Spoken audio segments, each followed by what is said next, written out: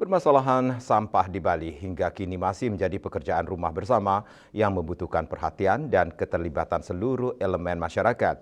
Upaya penanganan sampah tidak hanya menjadi tanggung jawab pemerintah, tetapi juga memerlukan partisipasi aktif masyarakat sebagai pihak yang menghasilkan sampah setiap hari.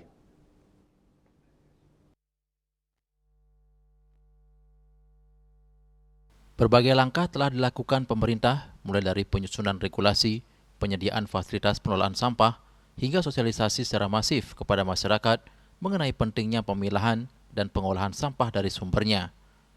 Namun keberhasilan program tersebut sangat bergantung pada tingkat kesadaran masyarakat dalam menerapkannya.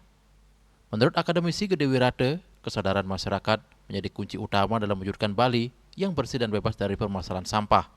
Sebaik apapun aturan dan kebijakan yang dibuat pemerintah, apabila tidak diikuti oleh kepatuhan dan kesadaran masyarakat, maka persoalan sampah akan tetap menjadi tantangan besar. Pengelolaan sampah di Bali ini memang yang pertama ini adalah PR kita bersama. Tidak hanya pemerintah saja, termasuk di dalamnya adalah masyarakat sendiri.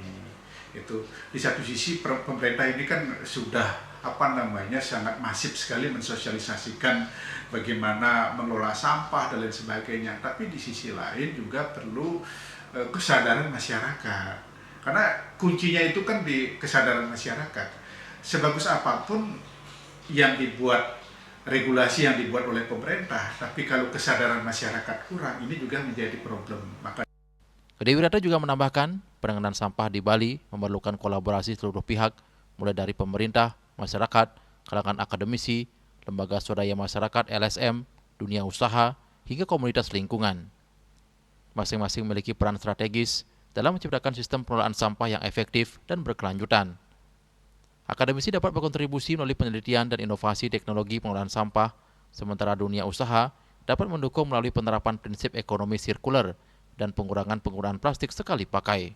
Di sisi lain, komunitas dan LSM dapat menjadi penggerak edukasi serta perubahan perilaku di tingkat masyarakat.